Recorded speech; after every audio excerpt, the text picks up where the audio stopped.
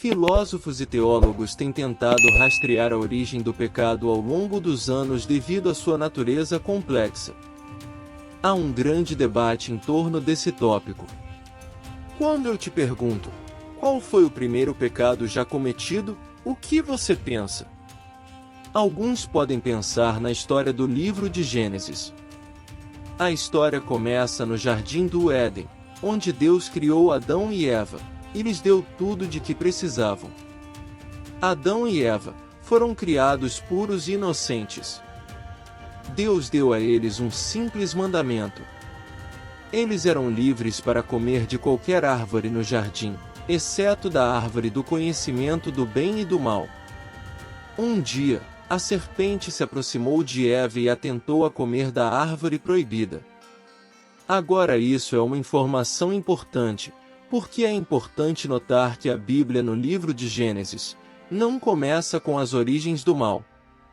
Em vez disso, a Bíblia começa com o mal já presente na forma da serpente, Lúcifer, o caído. A serpente questionou o mandamento de Deus, sugerindo que Deus estava retendo algo bom deles. Eva, seduzida pelas palavras da serpente, comeu da árvore e deu a Adão. Nesse momento, o pecado entrou no mundo, e as consequências foram devastadoras. O relacionamento de Adão e Eva com Deus foi quebrado, e eles foram expulsos do Jardim do Éden.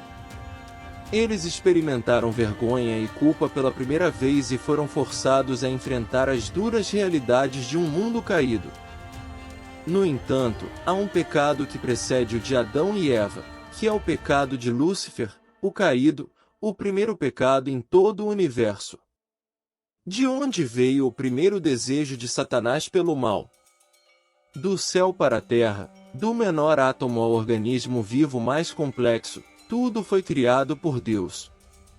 No início a Bíblia nos diz que Deus criou os céus e a terra, Ele falou o universo à existência. Tudo surgiu, as estrelas, os planetas, as galáxias e todas as criaturas que os habitam foram formados pelas mãos de Deus. A beleza e a diversidade da natureza testemunham a criatividade e a majestade de nosso Deus. Não só Deus criou o mundo físico, mas também o mundo espiritual. Cada anjo, seja um querubim ou um serafim, foi criado por Deus para ser seus mensageiros, para servi-lo e glorificá-lo. Mesmo Lúcifer, que se rebelou contra Deus e se tornou Satanás, foi inicialmente criado por Deus em toda a sua beleza e poder. Deus, sendo a origem de toda bondade, beleza e verdade, cria apenas o que está alinhado com sua natureza, coisas inerentemente boas, belas e verdadeiras. No entanto, algo deu errado ao longo do caminho. A questão é, se Lúcifer foi de fato criado por Deus, de onde veio o seu primeiro desejo pelo mal? Pois na queda da raça humana, podemos atribuir o primeiro desejo de pecar à serpente, que então tentou Eva, que por sua vez tentou Adão. Agora a pergunta permanece sobre a origem exata dos primeiros desejos malignos de Satanás. A verdade é que a Bíblia não aponta exatamente de onde seus desejos malignos se originaram. Enquanto pesquisava este tópico, encontrei várias teorias e opiniões sobre a origem dos desejos malignos de Lúcifer, mas nenhuma delas oferece uma resposta concreta respaldada pela palavra de Deus.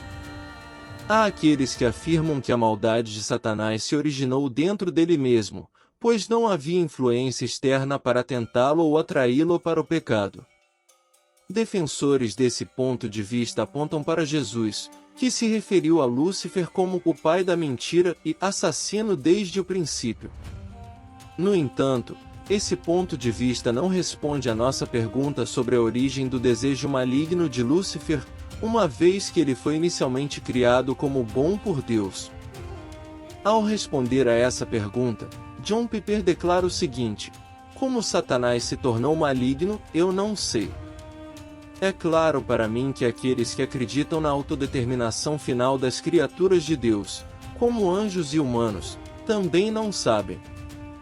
Dizer que Satanás tinha livre-arbítrio, ou seja, autodeterminação final, Não é uma explicação para por que ele cometeu seu primeiro pecado. É um rótulo, não uma explicação. É um rótulo de mistério. Portanto, a questão da origem exata dos primeiros desejos malignos de Satanás permanece um mistério. A Bíblia não explica exatamente, mas nos ensina que Deus é soberano, o que significa que nada acontece sem o seu plano. Tudo o que acontece neste mundo faz parte de seu grande desígnio, mesmo que ele permita que certas coisas aconteçam para seus propósitos.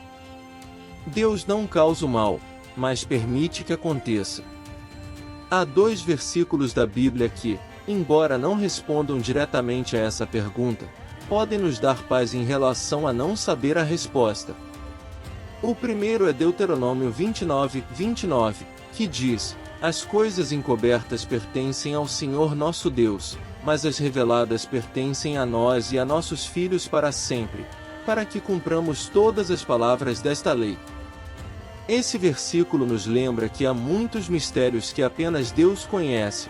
Como o Criador do universo, ele tem acesso ao conhecimento e à compreensão além do que qualquer ser humano pode compreender. O segundo versículo é Isaías 55:8-9. "Pois meus pensamentos não são os vossos pensamentos, nem os vossos caminhos são os meus caminhos, diz o Senhor. Porque assim como os céus são mais altos do que a terra, assim são os meus caminhos mais altos do que os vossos caminhos, e os meus pensamentos mais altos do que os vossos pensamentos." Esse versículo nos lembra que Deus está além de nossa compreensão e que Ele opera de maneiras que não podemos totalmente entender. Em última análise, como seres humanos, podemos nunca compreender completamente os mistérios de Deus e sua criação, mas podemos confiar em sua soberania e sua sabedoria infinita. Quando finalmente encontrarmos o Senhor e nosso Deus, podemos ter perguntas para Ele, mas também devemos estar dispostos a aceitar que Ele é o Deus que guarda segredos, cujas maneiras e pensamentos estão muito além de nossos próprios.